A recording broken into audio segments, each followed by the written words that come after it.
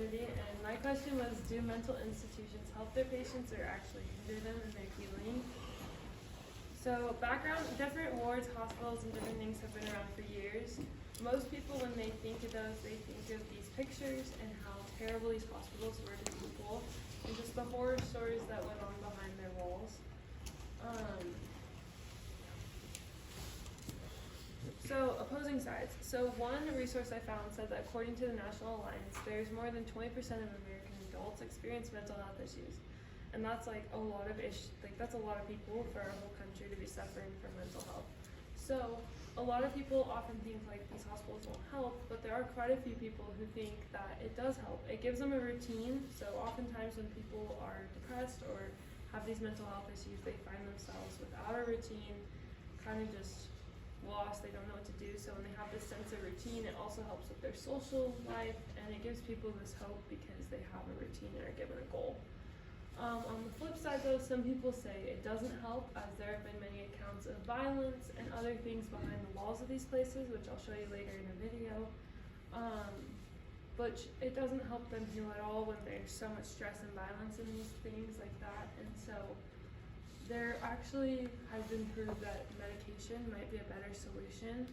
Like this quote says, these new compounds didn't simply sedate, they actually treated many of the symptoms of these diseases, such as hallucinations, depressed mood, and disordered thoughts, which may be more efficient, as you can take it from your house and you don't have to be put in a whole new place and ripped from whatever you had grounding you.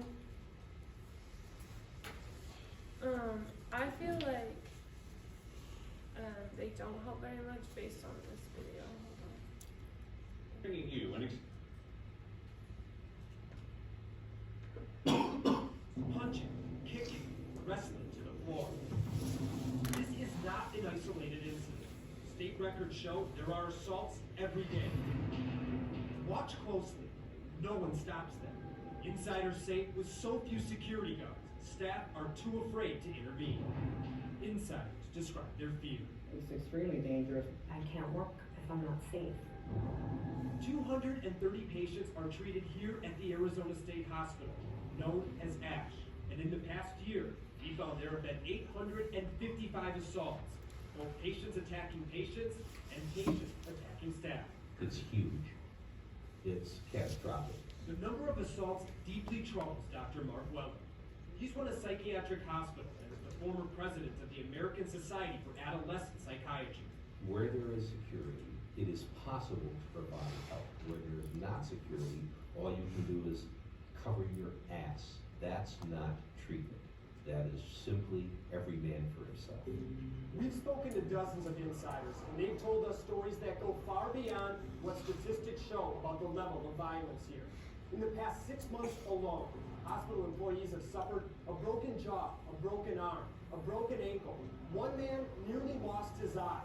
Several employees have suffered concussions. And last December, one woman was beaten so badly, she may never work again due to permanent brain injury. You punched me. And then there's this one. So there was many more accounts in this video, but you can see that this violence is not a place where you can actually heal from your mental health. It would be very stressful, and like why would someone choose to go there when their mental health is just going to be hindered instead of actually healing? I think it needs to be taken by case, and like if it's an absolute like you need to be in a hospital, then they need to find like a good one that's good for you. But these hospitals seem to just be causing more harm for the staff and the patients that are in them. bringing you I think a solution is like better buildings, because if you saw in that video, it kind of just felt like a prison, and it didn't feel very homey or roomy at all. More staffing is definitely needed, and they need to hire more security guards, especially if these fights are breaking out all the time. If they had security guards, then they could totally help with intervening in these fights, so these nurses didn't have to. But if they couldn't hire more security guards, they should give the nurses proper training to deal with these fights as they're happening very commonly. A lot of people I've read were more just thrown into these hospitals because people didn't want to deal with them, and so I think it needs to be analyzed case by case as medication or other options may be better. Thank you.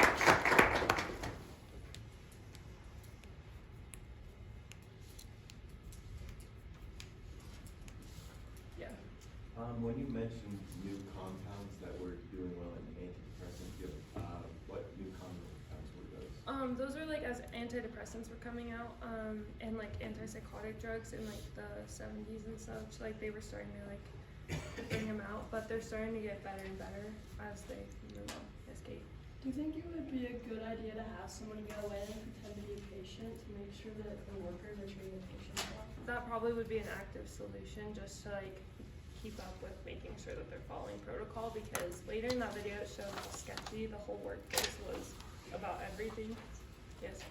If, say, medication or an institution doesn't work very well, what do you think would be like an alternative? I think therapy would probably be the next best thing, because then they can actually like talk through their emotions instead of bottling it up.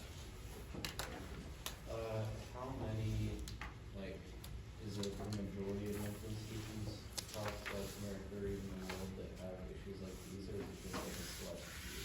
I think it's mostly a select few, but I found that it's kind of like a common reoccurrence. Like they all slip up in the same issues. Yeah. Last question.